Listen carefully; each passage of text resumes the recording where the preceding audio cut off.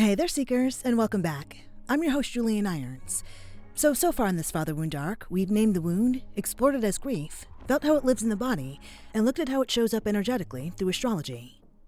And today, we're bringing the conversation to a place where many of us feel the impact most clearly. Money. I'm joined by Vangile Makwakwa, the founder of Wealthy Money. Vanille's work explores the emotional and spiritual roots of money struggles, and how our relationship with money is often shaped long before we ever earn a dollar. Y'all, this conversation was so empowering, and it shifted my perspective in a way I was not expecting. And y'all, I am so excited for you to feel that shift too. This is Perspective Shifts for Healing with the Hanged Woman, where perspective is power. Let's get into it.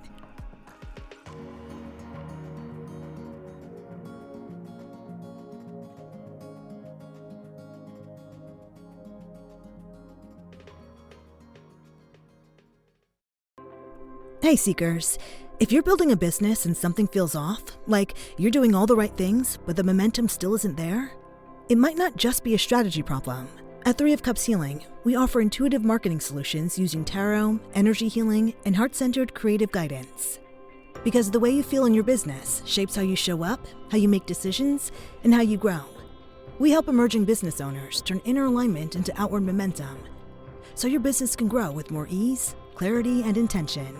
Seekers, if you're ready to build your business in a way that actually feels supportive, book a free consultation with us at 3ofcupshealing.com. Your vision, your magic. Let's make it real. Together. That's 3ofcupshealing.com. And now, back to the episode.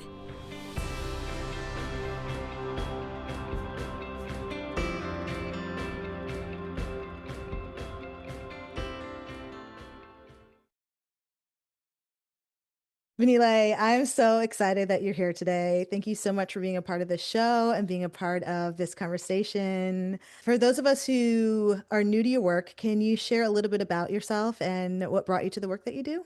Yes, I work with ancestral money trauma, and most people, when they hear that, they assume it's more just the ancestral. I guess it depends where you're from. If you're South African, you probably think that I'm a sangoma or a healer. And if you're from everywhere else, you probably just think, okay, what is ancestral money trauma? So I look at how ancestral patterns are passed from one generation to the next. And I look at it from the spiritual element, I look at it from the emotional, behavioral psychology side, and then I look at it from practical financial sides. So how I came to do this work is I actually have a finance degree from the University of Cape Town, and I have an MBA from the Simmons School of Management in Boston, Massachusetts. So my whole thing was that I went to do finance because I didn't want to end up like the women and men in my family. I'm extremely blessed in that I am not the first generation to go to university on my mom's side, and on my dad's side, all my aunts, my parents, everyone has gone to university, which is quite a feat, especially because my grandmother, my paternal grandmother, had about 10 children. So getting all those children during apartheid South Africa to get degrees and to just get educated was a feat. And I mean, even globally, I'm learning. I've lived in over 12 different countries, so I know that that's also very rare. So I knew I would go to university. I grew up with nurses, doctors, teachers, lawyers, people doing masters and PhDs in my family from a young age. So I knew I would go to university. But what I saw growing up were all these incredible men and women that were very educated, struggling financially. So what I was getting from the school system was this thing that like education is your way out. It changes everything for you. And meanwhile, I'm like, I'm seeing everybody get educated around me. I'm seeing people become academics, lecturers, and just be at the top of their game and so struggle financially. So I went to do finance in rebellion to that. And I thought for the longest while, I'm going to go into investment banking because that's exactly where the money is. So what ended up happening was I got my degree at UCT, and I already had a job lined up before I went and did my 4th year, my honors. I was already working as a professional, and I was blowing my salary in the first 2 or 3 days. My entire paycheck would be gone. So I was in a worse situation than anyone else in my family, and I couldn't understand it, you know. Yeah. So Wow. Yeah. yeah, that was one of my problems. So that's when I started traveling and then eventually did my MBA. And then as soon as I graduated with my MBA, I had panic attacks with money. And nothing seemed to work for me. Absolutely nothing. I couldn't understand. I would do manifestation, visualizing. I would do all the gamut of the stuff and inner child stuff, everything. And then a friend of mine, a South African guy, white South African guy, once said to me in a conversation, just in passing, he does a lot of ancestral work. And he was like to me, have you ever considered that this has nothing to do with the inner child? Some of those things. Have you ever considered this, the ancestral element? And I'm looking at this guy, I'm like, what? What are you talking about? Oh, so on top of the panic attacks, because my finances kept getting worse, every time I would talk about money, I would panic. When I had to go buy milk at Trader Joe's, buy bread, do anything, I would have full-on panic attacks. So I was having a hard time like living life. So that actually led to a deep depression where I was struggling to get out of bed. And then this friend then tells me about the ancestral piece. And I'm just like, you're kidding me. But I couldn't let it go, you know? And then that's how this work started. I started doing deeper research around ancestral trauma. I didn't even know what I was researching. All I just knew was that at home we do ancestral veneration, and I grew up with my mom doing that. What is that? It's like when you talk to your ancestors. In South Africa, we call it ukuphatla, which is when you talk to the ancestors. So you light candles, you talk to them, but you also, how do we call it? We also have something called, there are no English words for this, so I'm going to just use the Zulu words and then try and explain it. Like we also have something called izithakazelo. You know, in Game of Thrones, when they have like Daenerys Stormborn of house, this, we have in African culture, but it is called izithakazelo. So every house, every surname has their very own, and it's quite awesome. So when you say it, you use that to call your ancestors and call them forth, and then you tell them your problems. But there's also this thing where you understand that, like, I didn't just arrive here as I am. So much of who I am is impacted by the decisions that my ancestors made. And some things that happened in the past are now affecting us as a family. And then, like right now in this lifetime, you have to fix certain things. So I grew up with that understanding, but I had shunned it when I decided to go do my MBA. I actually read tarot. So like I grew up in a family where dreams, we would wake up and my mom would be like, what did you dream today? Let's divine your dreams and all those things. So I grew up knowing all those things, but I was just like, I don't want any of that.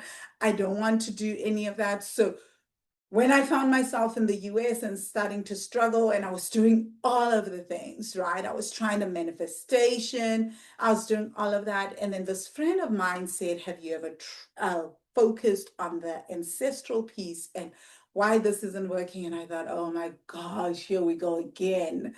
But this time I was able to do my own research and then use my own intuition, tap into the ancestors and ask for guidance. And this is how I've come up with my own body of work around meditations, work around deep trauma. And people are always asking me, how do you know these things? And I'm just like I ask for guidance. I talk to my people and like they come through and and it's been such an amazing journey for me and for clients because so many of my clients were also struggling. So we do all of the different things, but understanding that a person is holistic and your financial behavior is also a huge part of this.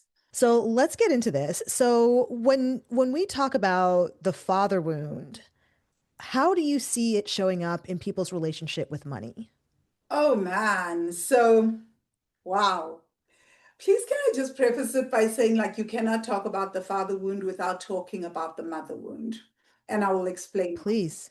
Yeah. these two things. And we had a whole mother wound theme already, so people Yes, should be well well educated on yes, the and mother I'm wound at this point. so happy that you say that.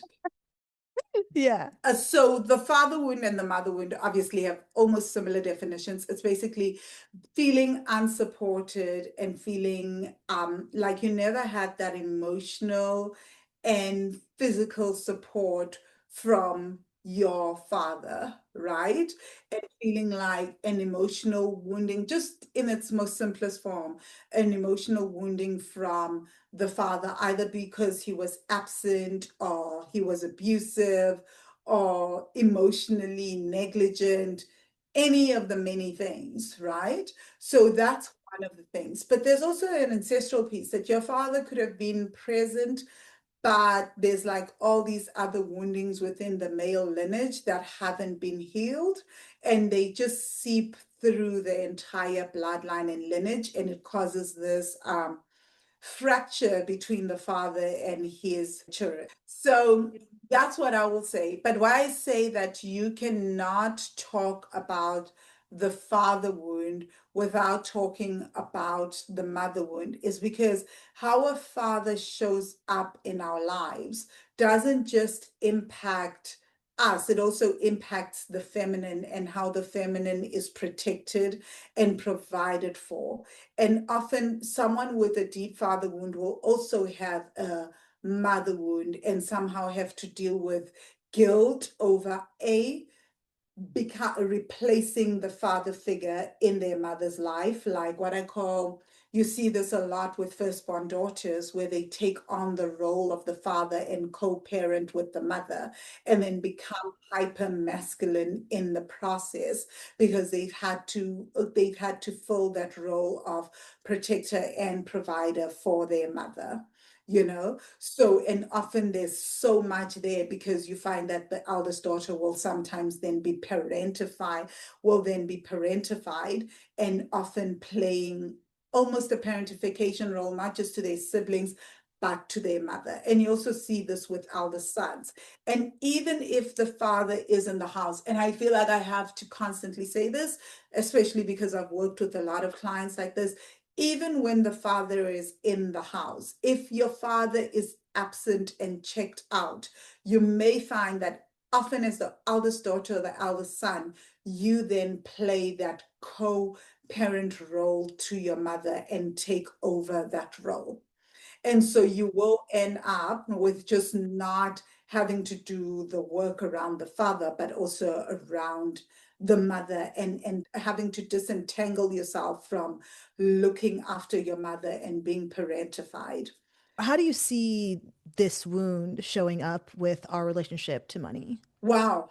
Okay, so I talk about this in my most recent book, What's Your Money Personality? And I talk about how when the father is absent, often you don't have a father figure. If you think about money, most of us look at money in a very masculine way, right? And we associate money with that safety.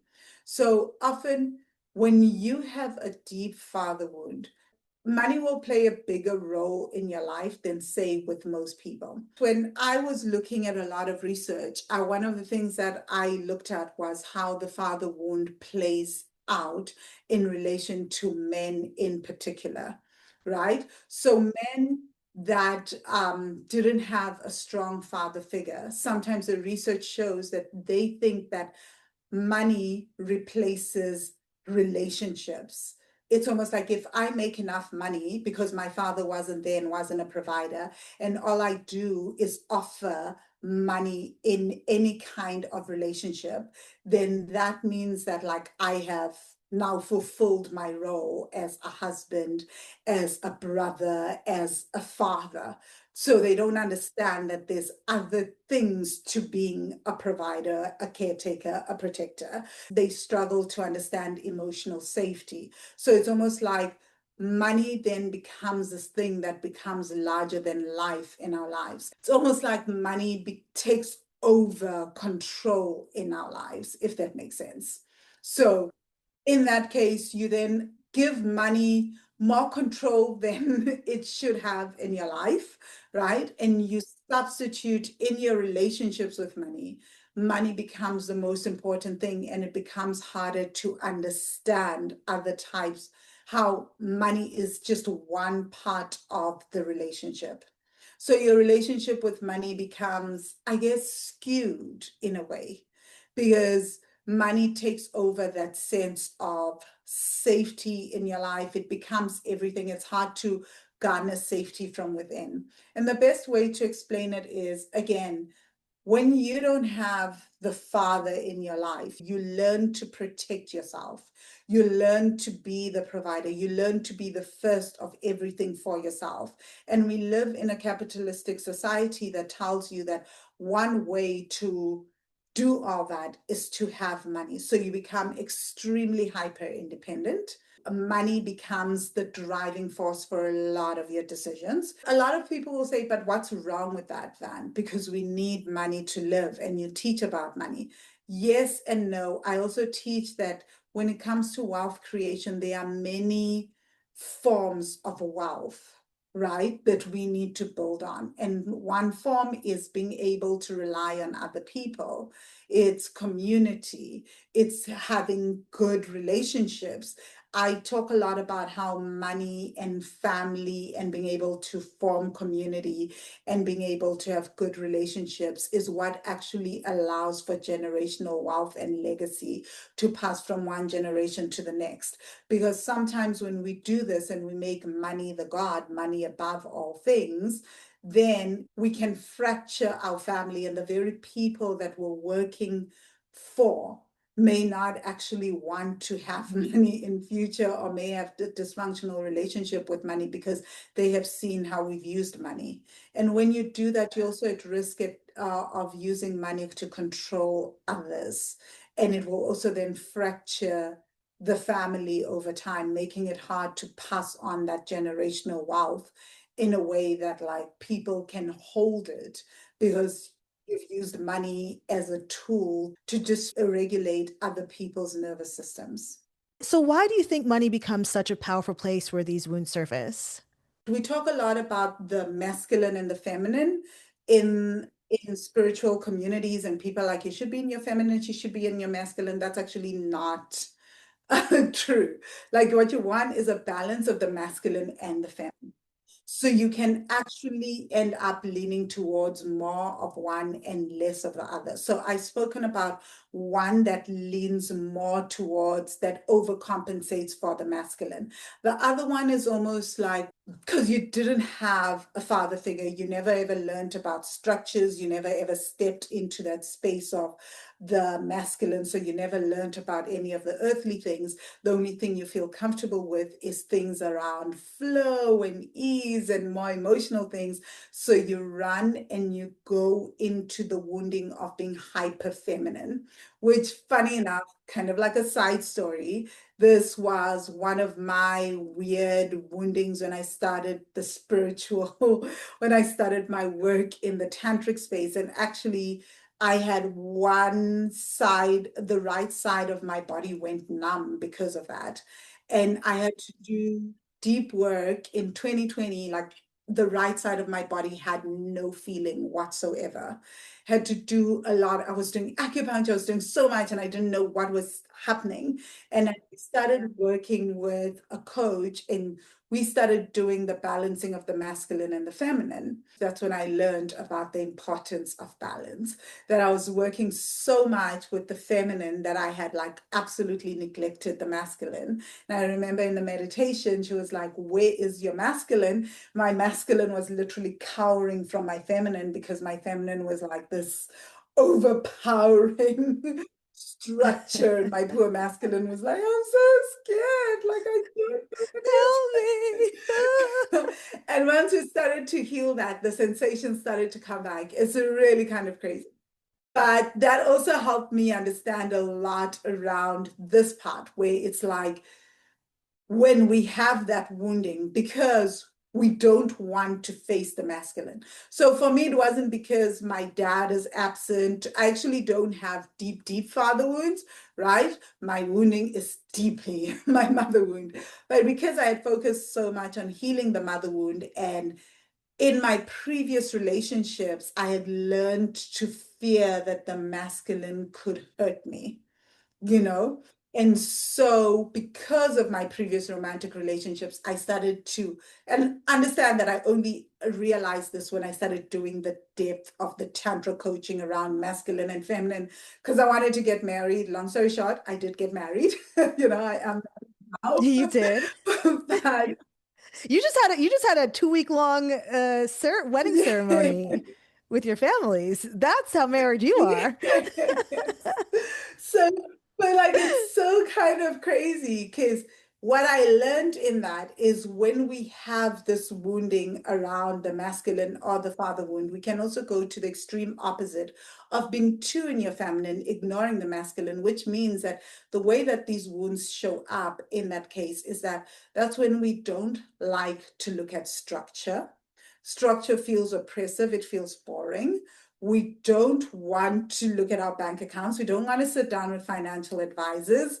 That's when, like, we are the opposite of what I just described earlier, right? We're like money, everything is money. Here, money is so unimportant, and we're so gung-ho in proving it. We are all just flowy and doing whatever. And mind you, again, I'm sure you can see that these personality profiles are both masculine and feminine. It doesn't mean that you have to be in the female body or a masculine body to have these behaviors, right?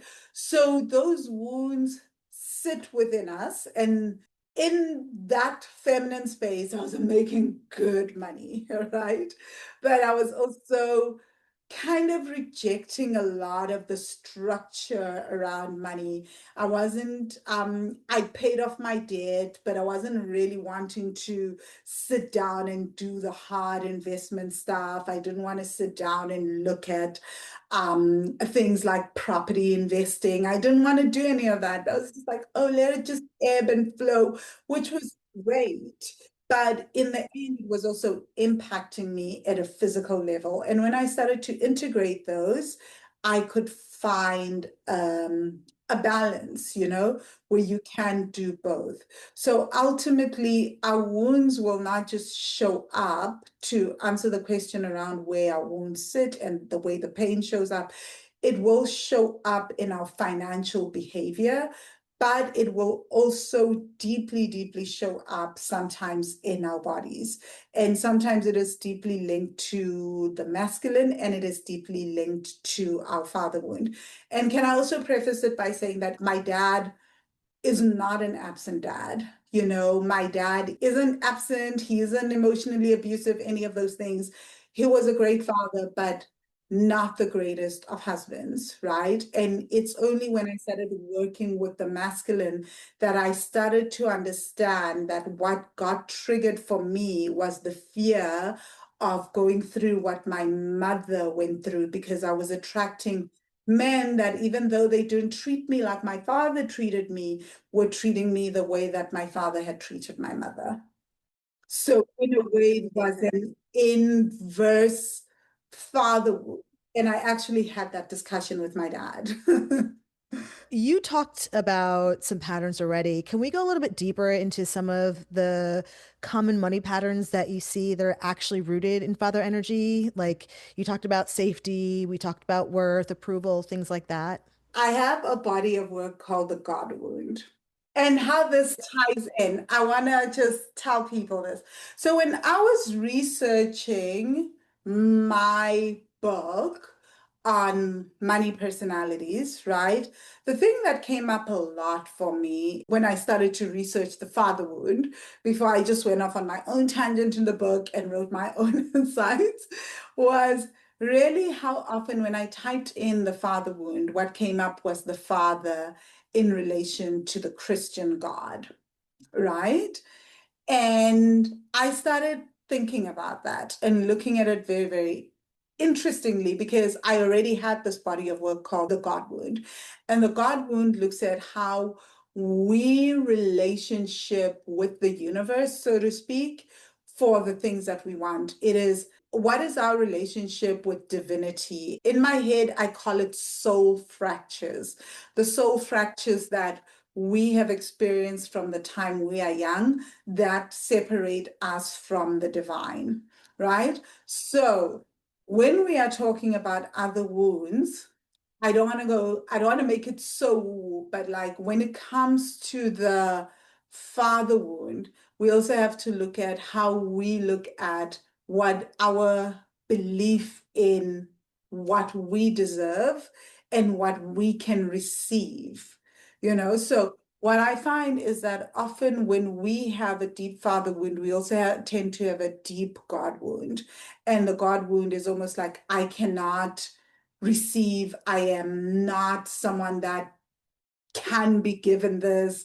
If I ask for something, I have to work super hard to get it. I have to work super hard to make it happen. And you can almost see how this ties to the father wound if you think about it. Everything is dependent on me. So it's almost like we are closed off to miracles, and then we are closed off to divine and ancestral support. It's a hyper independence, but it's a hyper independence at a spiritual and soul level. So it's almost like we do not leave space for miracles. And the interesting thing about the God wound, I have been doing this work for a while, and I've worked with hundreds, if not thousands, of women. And the thing that I find often very interesting is the people that have the deepest God wound are the most spiritual and most religious people that I know. The reason that I think that is because they understand, ultimately, if you're spiritual and you're religious, you understand that there's something out there that's bigger than you. And then the way that your relationship with quote unquote said thing, especially if you're coming from a Western culture, or yes, a Western culture, a culture that has been teaching about the Christian God, then what you do is you almost project the relationship that you have with your father, with God the Father. And so there's so much in that around what you believe you deserve, what you believe you can quote unquote manifest, and what miracles are available to you. So often when people come to me and say to me, I have tried everything, before we even do the ancestral stuff, I go, okay, when they told me all the things that they've tried and things are not working out, I go, let's start with the God wound. Because usually the God wound is tied to your parents, your relationship with your father, your relationship sometimes even with your mother, but often the father, the patriarchy, all of that. And what you have been told based on that relationship, you are worthy of, you are deserving of, whatever stories you have created. So often when we do have a father wound and then we also have the God wound, it makes it hard for us to, I guess, expand. That's the best way to put it, to really expand and tap into our most expansive selves. Because let's be honest, there are some things that require a leap of faith. They require so much of belief that whatever we want wants us, and that like that thing will come to us because we are just people that not just, I hate to use the word deserving, but basically that we are enough as we are. But often when you have the father wound, you sometimes carry, just like with the mother wound, you often carry the not good enough wound. So you often think that you have to do more in order to receive. So you'll find yourself working to the nth degree. You'll find yourself doing cartwheels to get the bare minimum or to get very, very little, especially financially. That is like me. That's like exactly. And it's funny because like I connect that energy to my mom, but as I've been doing this father wound theme, I have realized that my mom has a deep father wound that she hasn't healed and has passed on to me. And so like the Yeah, connection and the entanglement of the wounds are so interesting. I feel like I detangled a lot of that between the mother wound and the father wound because a lot of my mother wound stuff came from my dad. And it's just like so yeah. fascinating how it's not even about the sort of like parent, whether it's your mom or your dad, but it's about the energy that they have that they're bringing to you. So Yeah. fascinating. So now that we understand these patterns and why they come about, how can we stop seeing them as personal failures? That's such a brilliant question. I think the first thing that I would say to people is understand generational patterns. So the easiest way to stop seeing things as personal failures is to start observing how they were passed down through the bloodline during the wedding process, right? There's a whole bunch of drama that happened on my side because in South African culture, anyway, you have two weddings. You have a groom's wedding and you have a bride wedding. So the bride has her own wedding and her family gets to have her own things for her and she gets to have her way. And then the groom also has his own thing. So it's not like in the West where we have to find a compromise. Dude, you get to have your dream wedding, I get to have my dream wedding. With the bride's wedding, there was a lot of things that happened. And I remember saying to two of my friends on WhatsApp, I was like, wow, I'm realizing that I spent years and years looking at certain things and blaming myself as though there's something wrong with me for certain things that whenever things didn't work out. And now I could step back and I could say to them, because I've done so much work, I'm looking and I could see how those are patterns, certain things that were playing out. I could literally see them because in a family wedding, you have like the entire family. You could see how everybody's behaving in much the same way.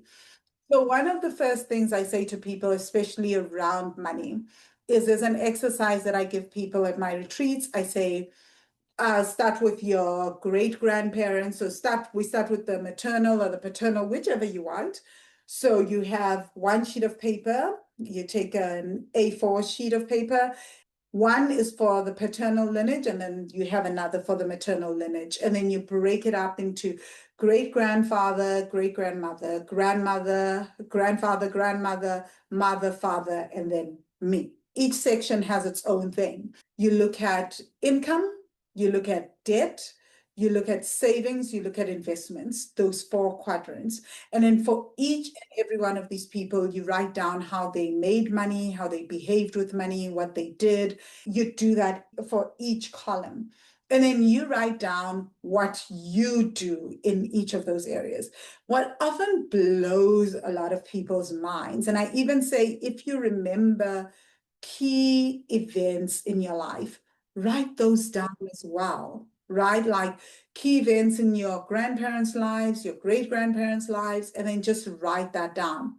The thing that has often shocked me when I do this exercise, I sometimes have mothers and daughters come to my retreats, is literally the daughter will be doing this exercise, the mother will be doing her own exercise, right?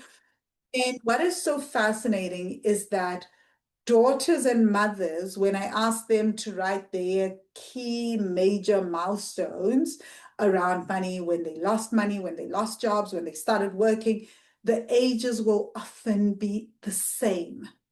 It's so crazy where they'll be like, at 16, I had this, I lost this money, and I'll remember an incident. 16-year-old, the daughter may be like, at 16, I lost this and I just can't get it out of my head. That's how deep these ancestral patterns are. So then you start to see that actually, wait a minute, this behavior has been ongoing. I've just inherited it. So there's no point in blaming myself. Then the real work becomes, how do I interrupt the pattern? It's not about me. I am not the problem. The pattern is the problem. So you do this exercise to recognize patterns. And when you start recognizing those patterns that, oops, I'm doing this thing again, how do you stop yourself and start to interrupt the pattern? When you start to interrupt the pattern, that's when change starts to happen, right? And what I say to people is, you choose one area in your finances for the year. So what often happens with a lot of us is, we're in debt, my income is crappy, I have no savings, and I have no investments, so I'm going to try to change this entire thing. All these things all at once. That's impossible. Each of these areas, financial sectors, so to speak, in our lives, require a different kind of mindset, require a different type of approach, require a different type of focus. So focus on one thing. So if your thing for the next 2 years is, I am just going to focus my entire life on increasing my income. That's your entire focus for 2 years. So like not getting out of debt, not investing, not any of that stuff. It is, I'm focusing on increasing my income. That is it. That is your only job, right? And often I like that as a starting point for most people, by the way, just so you guys know. And the reason for that is quite simple. Most people, when they come to me, are not actually terrible with saving. They have just learned how to make do with very little and are beating themselves up for not being able to have zero desires and not being able to save on minimum wage and the bare minimum. So then the real thing, when I say to people, let's just focus on increasing income, I'm not just being unaware that you are crappy with saving and spending and all those things, right? Often I get a lot of high income people that come to me and then we're like, okay, your spending habits are what we need to focus on. But when someone comes to me and they are under earning, then the first thing is, we need to first understand where you are at and like increase your ability to earn more. Because when we can increase your ability to earn more, then we can actually focus on helping you save more. Because if you're earning $1,000 a month and we say save 10%, you can only save $100. But if you're earning $10,000, saving 10% is $1,000, right? So that makes a big difference. So the important thing is to understand, what are your patterns? What are your fears? What is going on at a nervous system level? What did you inherit and from whom? Right? And then understanding that family history. I mean, I go deeper into meditations with people where like we do a lot of those ancestral meditations to understand where you're coming from and who passed on what, and untangling our vows of loyalty, a lot of those things so that we can start to interrupt the pattern. So even though a lot of my clients, you'll hear them, they'll say, oh my God, it's like freaking miraculous. I got out of $50,000 in debt in like a year. This is insane. What we're doing, yes, we're doing a lot of the work in the ancestral plane. We're doing a lot of like untangling those ancestral memories that you carry in your DNA. We're going into some past lives. But what we're doing is rewiring the nervous system response to certain things so that when you are triggered, all those ancestral memories don't just suddenly come to the fore and then you react in much the same way that your ancestors reacted. Once you start to heal those memories and you start to heal even childhood memories from this lifetime, what ends up happening is that you start to separate your response time and your triggers. Your nervous system can now hold whatever is happening, observe it, take a beat, and then respond differently. And this is how you change your finances. This is how you start earning more, saving more, having different sales conversations. You just start to make different choices. You're not reacting on autopilot. So this is how, I guess, we give ourselves grace. We start to understand that it didn't start with us, but we are the ones that have to change it by understanding what the patterns are. It's our job to break those generational cycles and patterns. Like, that's what I know. That's my sisters and I, that's our job. And my cousins too. Like, we're the ones that were sent here to break those generational patterns. So you talk about the idea of needing to go through the son to get to the father. How does that dynamic affect our ability to receive, especially when it comes to money? So my sister is a Sangoma, which is a shaman. Okay. And one of the things that I did in my book, in the third chapter of the book, I interview her. There's a thing that we have in African culture. If, let's say, you were abandoned by your father, right? And you don't have a relationship with your father, and you don't connect with that ancestral lineage from the father, what my sister calls it is you are limping spiritually and energetically. We come into this plane as people, we receive gifts from our ancestors, right? Our ancestral wisdom, our ancestral trauma is coming from our ancestors. But now here you are, you've got one, if your father is not in the picture, not interested, not part of this, emotionally checked out, even though present, but he's not playing his role. So his ancestors are then not coming to the forefront. That means that the maternal lineage is the only one carrying you. But everyone else, we've got our maternal and paternal lineages carrying us, right? We're tapping into both those gifts. So every one of your people in your dreams and whatever, they can locate you. They know where you are and they can give you gifts on a daily basis.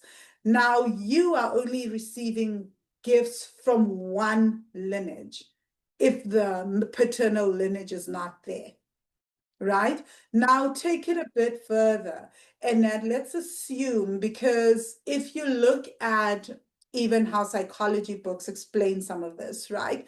So now if you were raised in with just the maternal lineage, you never knew the paternal lineage, then chances are you may find yourself replaying that dynamic in the same way that I just said, oh my gosh, I was attracting men that were treating me in the way that my dad had treated my mom, even though my dad has always been there for me, like getting men that were like ghosting me. And I can tell you right now, if I call my dad now and he misses my call, the minute he sees it, he is calling me. He does not miss a beat, nothing. So I knew that whatever I was seeing out here about like, oh, if your father treated, I was like, nope, my problems are not that. But now let's assume that you now replay your mother's dynamic and then you end up, this is just an example. Let's say your grandmother was a single parent, then your mom is a single parent, and now you're here. So you're the third generation. Your grandfather, his ancestors didn't give to your mother. She was limping. She was relying on just one maternal ancestry. She wasn't able to fully tap into that paternal lineage. And now it's happening to you. So there's now two broken lineages. It's what my sister calls like the broken telephone. So understand again, our trauma and our wisdom and our gifts are coming from that paternal line. Most of us, or most people, don't I say us, but most people carry a lot of anger around the masculine and the paternal. So they don't even bother to tap into that ancestral lineage, right? So you're not actually, because you're not connected to that paternal lineage. So you're actually limping instead of receiving from two lineages throughout generations, you are only receiving from one lineage. And this is why in South Africa, we say apartheid was so hectic, because what it did was not just colonization, but apartheid was also it was systematic breaking down of the Black family, right? And the and that lineage. So you ended up with just one particular, where most people don't know who their fathers are. They don't have relationships with their fathers, which means that like people were only tapping into one lineage, whereas ancestrally, we were powerful because we could tap into both the maternal and the paternal and get the gifts and the talents and the wisdoms of both the paternal and the maternal, understanding the patterns of the paternal. So we're not just shocked as to where do these gifts come from? Why am I able to sing? We could look and see, oh, this is what my people for generations did with their ability to use words. This is what my people did in certain instances. Like I know that in my paternal lineage, like my ancestors would advise chiefs, right? They would be the people that would often give advice and sit down and be in royal courts to do that. So that means that when I decided to coach, I knew exactly the kind of pricing I needed to price. I didn't actually price in the same way as most South Africans. I knew exactly where to tap in, and I knew exactly what my strong points were because I could harken back to all that generational wisdom, and I knew where I come from and who I was and how my people had used their gifts on both sides. So this is super, super important. Wow. Okay, Seekers, I think this is a really great place to take a break. We'll be right back with the episode. Here's a perspective shift. Your business doesn't need more pushing, it needs alignment. At 3 of Cups Healing, we offer intuitive marketing solutions using tarot, energy healing, and heart-centered creative guidance. We help emerging business owners turn clarity into momentum and vision into action. So, Seekers, if you're ready to grow your business with more intention and ease, book a free consultation with us at 3ofcupshealing.com. Your vision, your magic. Let's make it real. Together. That's 3ofcupshealing.com. And now, back to the episode.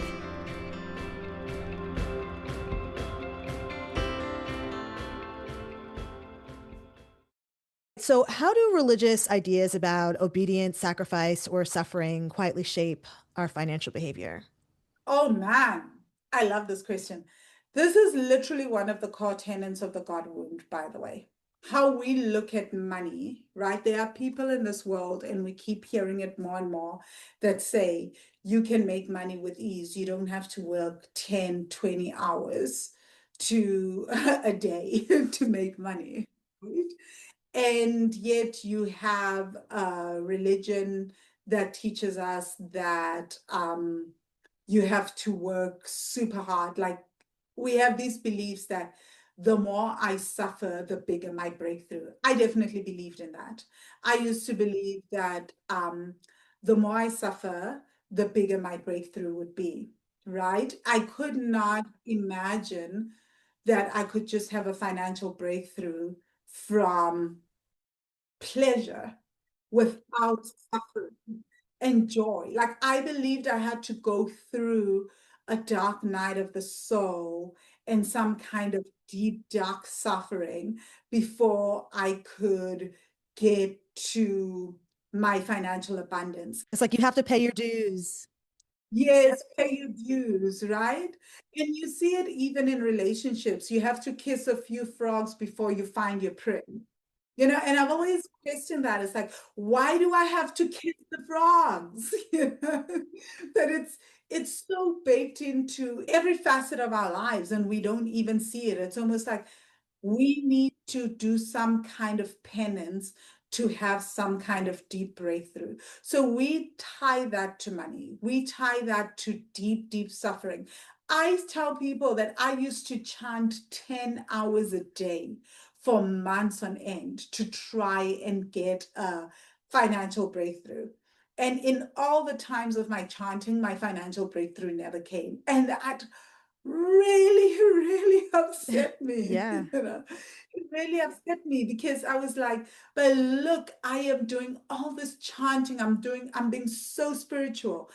Surely money must see how good I am. And the idea that like maybe the universe is neutral and it just reflects your belief system right back to you. and it doesn't really work in the way that we assume certain things work. Yes, karma is real, but what if a lot of the things that we believe are not always true? That the harder you work, the more money you make. Because if that was true, that means that some of the wealthiest people on this planet should be Black women on the African continent, because they wake up from 4 a.m. and can work all the way until midnight, sleep 4 hours, and keep going. But that doesn't translate into wealth. Wealth is about, one, yes, our mindset, but a huge piece that we also don't want to talk about is about systems and systemic things that we're so all trying to figure out and work with, right? Gender, patriarchy, racism, privilege, like classism, all of that. So it's not just about how hard we work, but religion has been used in this idea of like suffering to be worthy, to be seen as good, to be seen as receptive, has been something that has been used to keep us in our place for so long. And so many of us have really taken it in. That's why so many of us believe that we need to work super, super hard to be able to earn more money. And nobody teaches us we need to understand the systems. We need to understand how money works. We need to understand basic financial terms. We need to understand who is in our networks. We need to understand our mindset. We need to understand how our trauma shows up when we are in certain rooms, when we are having certain conversations around money, and how that then stops us from progressing and making certain financial decisions and closing certain opportunities. Nobody talks about that. We just think we need to work harder. And that is deeply, deeply tied to our sense of working harder means that we are good people. And good people means that you get your just desserts. And that's just not true. That is absolutely not true. Because if you follow that mindset and that philosophy, if you follow it to its final logical set point, I truly believe you come to a wild conclusion that says the wealthy are somehow good, more or better than, like they have some kind of moral compass that nobody else has because they have worked so hard for what they have, which we now know it is absolutely, absolutely not true. Or that they have somehow suffered more to get to where they are to have that kind of money that makes them good people, and somehow their suffering supersedes the suffering of a child in Palestine today, which is insane. That kind of logic just doesn't. Because if suffering leads to wealth, then again, people in countries that are facing deep, deep systemic inequalities should be the people that are winning and the people that have the most money right now. And that is not the case. What is the solve for that for us? How do we move past that? I think part of it is doing the deconstruction work around some of the beliefs that we carry from the religious system, especially, I don't want to say this because I'm obviously You can say it. not part of it, but and I know being in the US and having lived in the US, it's something that people would look at me like I've got two heads, but from the Christian belief system. And now you're starting to hear a lot of charismatic preachers preach this, right? That you have wealth because you're favored by God, and you're favored by God because you are a good person. You have to really deconstruct that and look at, again, what are your patterns and what are some of the things, like listen to podcasts around money and wealth. Start to learn about how people are making money. Start to learn about shares. Start to learn about, quote unquote, the masculine elements of money, as we say in the in the personal development side, right? And I think becomes more important for women of color than most people, because a lot of people will tell us, oh, it's about being in your energetics and in the feminine. And anyone that's listened to this podcast up until now knows that I am very much about the spiritual element. You can hear that I'm very much about the emotional side. I'm very much about what happens at a nervous system level. But we also need to learn about these systems, what makes them work, how do they operate, so that we can, as we are healing on one side, we can start to go into rooms where we can start to build generational wealth, where we can start to refinance, buy properties, where we can invest in companies, where we can learn about initial public offerings and be the first to buy and understand how you build generational wealth, understand how those structures work. I'm a big believer in merging some of that with our African traditions. How did we keep wealth on the continent? How did we build wealth, and how did our families maintain wealth and grow through intense hurdles, right? And continue to survive? How do we merge all of that together with the modern world? I think that becomes super, super important. And I think those are conversations that we need to start having, and also understanding that most of us come from families where we weren't sitting at the table and talking about investments. We weren't sitting at the table and talking about, oh, the US dollar dropped against the like the euro today, and what caused that to happen. And our parents' friends weren't having those conversations. They were having conversations around survival. The price of milk, where's the best price to buy bread or buy this item of clothing. But now we have that opportunity to have different conversations with each other in our friendship groups, with other family members. We can start having those conversations and normalizing them, so that our nervous systems can start to feel comfortable having those conversations, and not just feel comfortable, but our nervous systems can also remember where we come from centuries ago. Remember that, like, we used to feel comfortable with wealth. We used to feel comfortable owning large amounts of land. And that just requires us to be in those conversations, so that that memory can awaken within us, more than the memory of survival, you know? Yeah, I just felt something stir in me when you said remembering that we used to own large amounts of land. My heart fluttered. I must look into that. Because we did. I probably did, yeah. So, what does it look like to begin rebuilding safety around money when safety wasn't modeled early on? For me, I think it looks like feeling safe with money by building a relationship with money. So one of my favorite things is I have meditations, 3 different types of meditations. They call the spirit of money meditations, where you connect and you meet your spirit of money. So just to understand that this is basically a money archetype that you and your ancestors have carried across generations.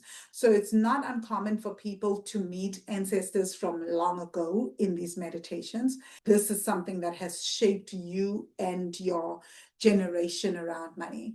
So what you do is you meet your spirit of money and you start conversing with them. Start asking them questions about money. You start really getting to know your spirit of money, so that you can start to see how you view money.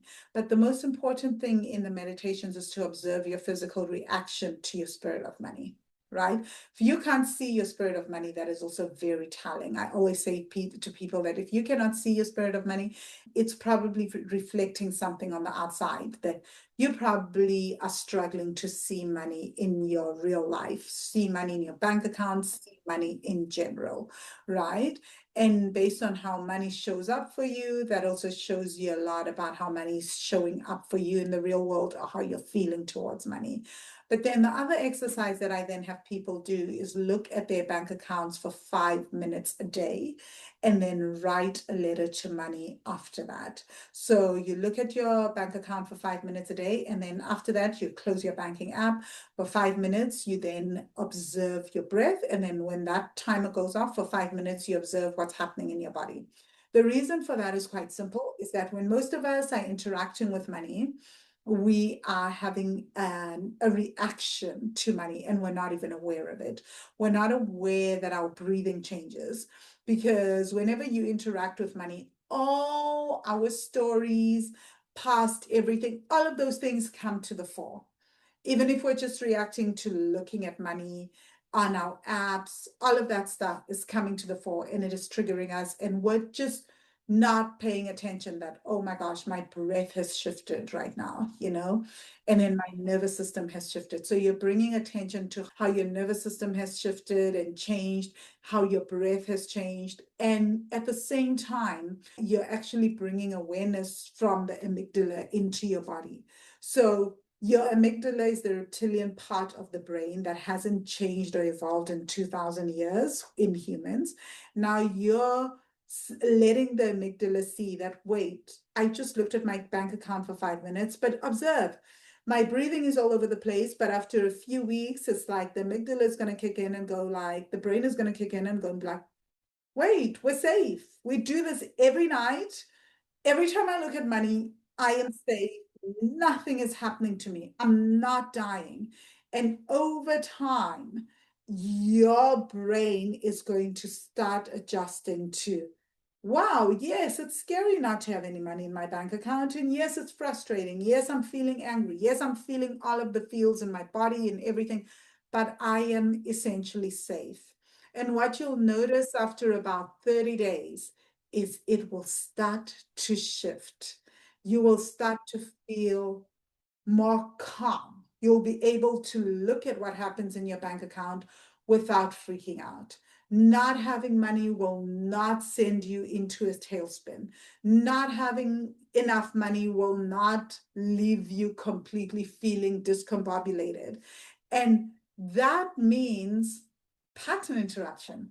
So now when you run out of money, you're not going to go into freeze, fight, or flight mode, or people-pleasing mode, or shame mode, or any of these things. It will give you time to think and react differently. So when a debit order bounces, or you don't have enough money, now instead of like freezing and, oh my God, I don't have enough money, you'll be able to type out an email and ask the creator, can I please get a bit more time? Like type out an email and ask the creator. Yes, and just literally ask for more time. Or you can literally negotiate, call the landlord, hey, I'm going to be late with rent this month. Please, can you give me a few days to get it together? You'll come up with creative solutions. What if I call this client and offer them a deal they can't refuse? Type vibe, So those are the kinds of things that you will find yourself doing. And it will completely change the game for you. I think that's super, super, super important to start observing. So when it comes to safety, you want to create that sense of safety by building a relationship with money. And then how do you feel safe enough to receive? Oh, now once you've started to do this work, you start writing letters to money on a daily basis. You start asking money for things like a lover. You write letters to money like a lover. But I have to preface this by saying that when I teach people to do this, I tell people, write dear money, and you just write letters to money. You do not write these fluffy, thank you, I'm so grateful, oh my gosh, you're my lover letters. No, you write Just like you have moments in a relationship, sometimes a person is annoying you, upsetting you, you write those angry letters. Sometimes it's like letters of joy, you write letters of joy. You write insightful letters, you write what happens in your day, but you address it to money. You talk about the relationship between you and money. And what it also does is, one, it will open up your mind as to what is happening in your relationship with money.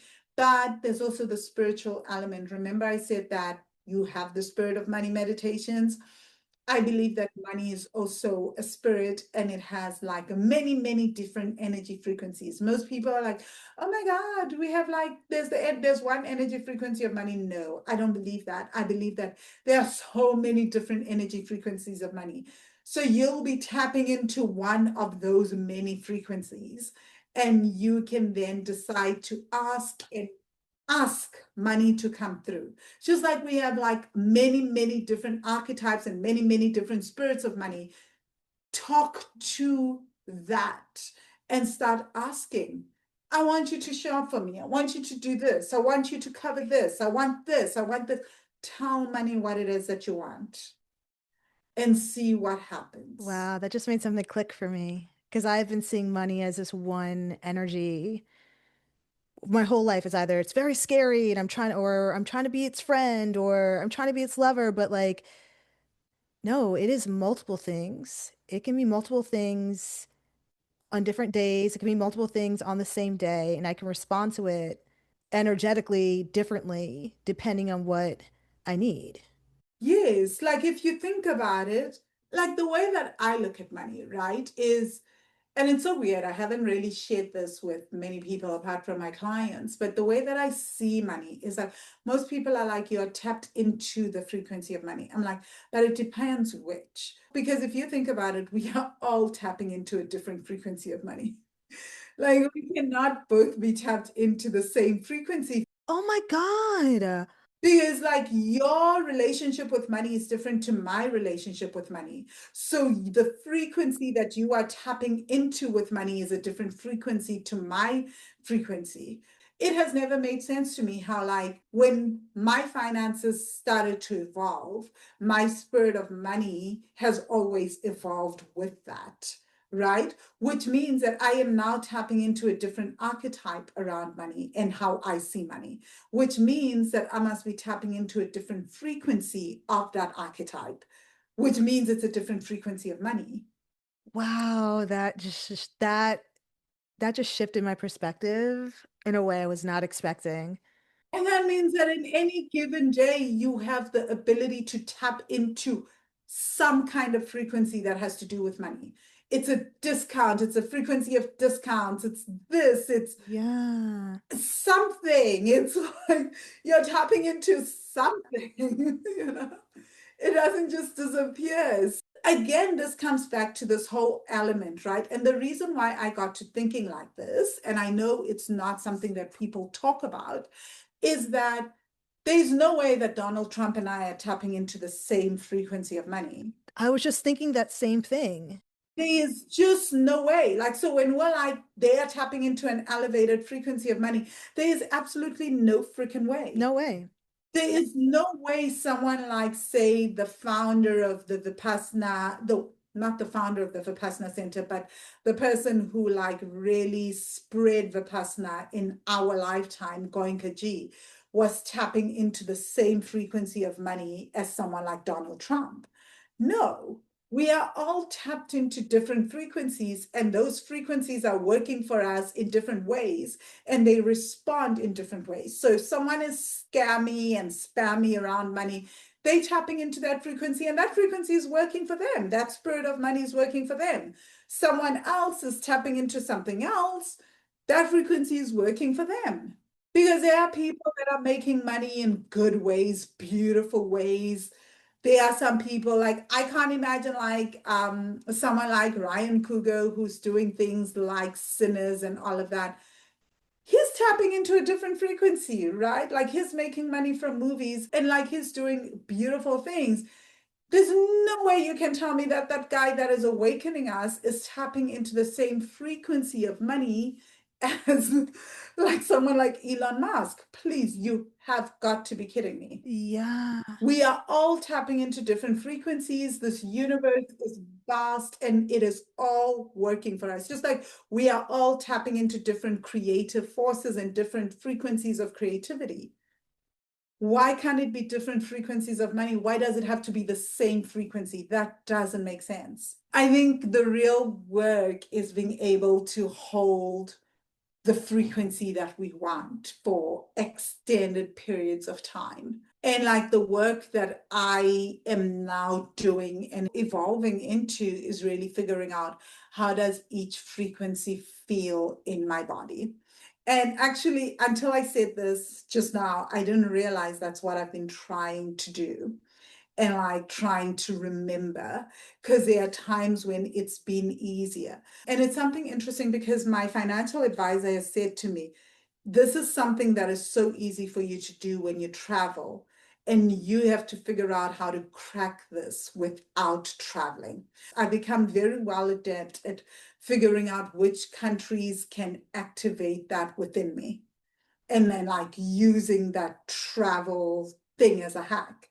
But since I've been married and I'm like wanting to be in one place, I'm like, okay, I want to figure out how to activate this in other ways. But I think I've finally come to the conclusion that, okay, there are some countries that I have to go to that can just do this for me once a year. And then it just opens that up because they open that frequency up and somehow it aligns with me tapping into a particular frequency of money. There's another thing that does open up. Like I know gratitude opens up a different frequency for me. So I do some gratitude EFT tappings, but it doesn't always work. I do this thing called a 30-day gifting challenge that I then do consistently for like 200 days or so. I did it once for 200 days when I wanted to get out of debt. And that's when I got out of, I paid like $30,000 in like a space of a year in my debt. So there was this book that my sister gifted me, and it was around gifting, was about this woman who is an American woman who came to South Africa and met a Sangoma, a shaman.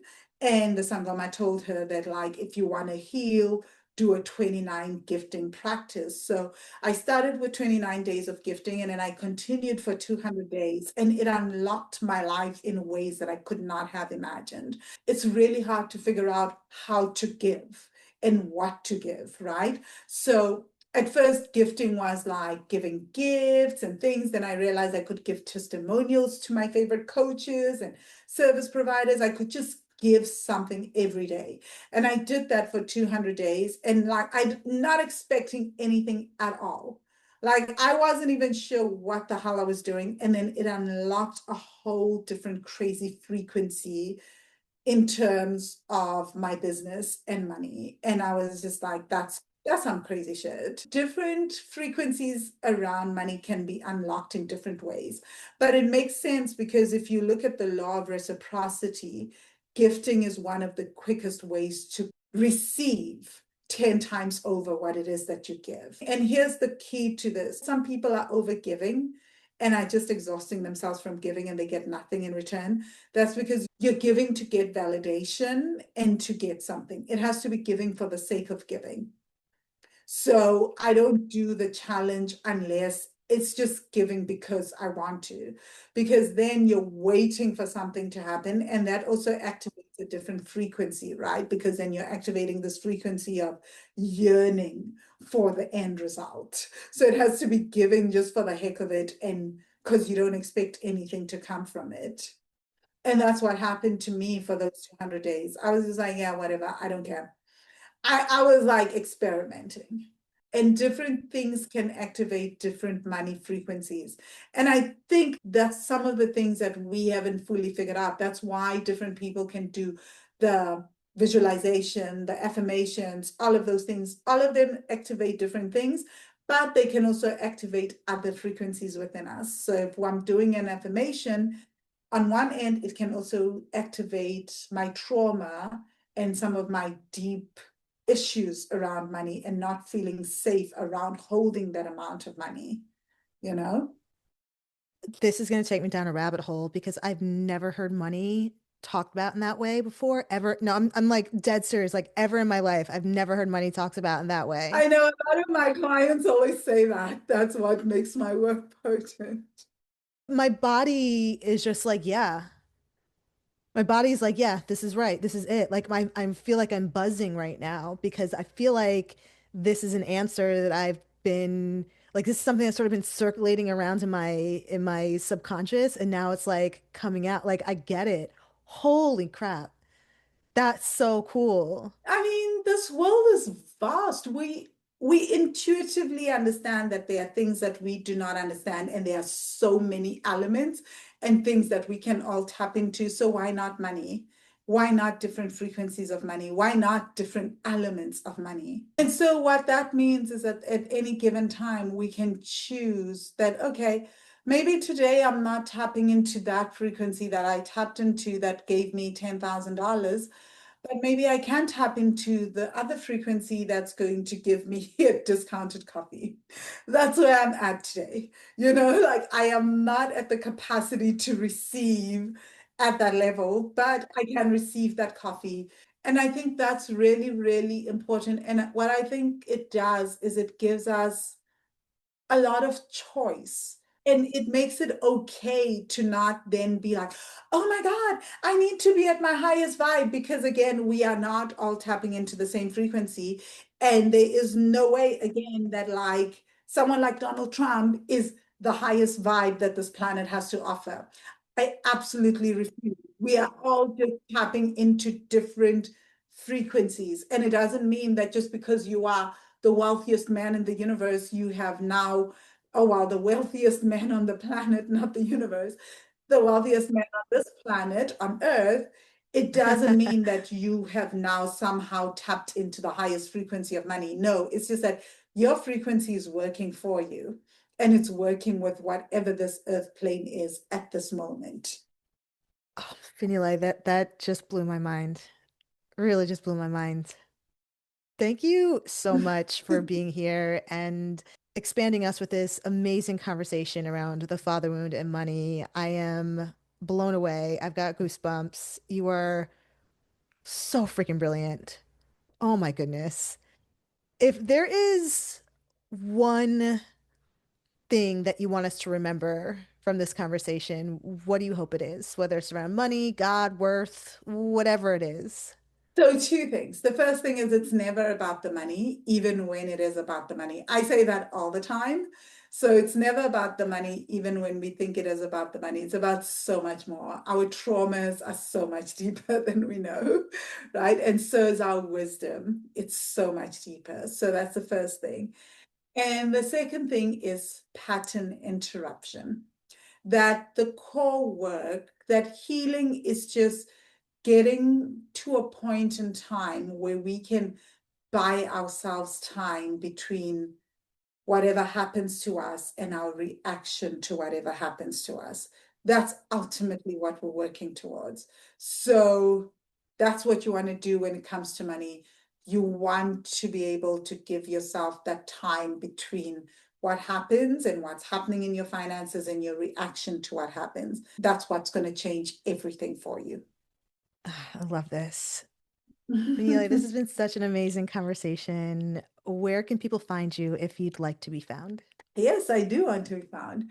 You guys can find me at wealthy-money.com, and you can go on the contact page. You can go on my blog.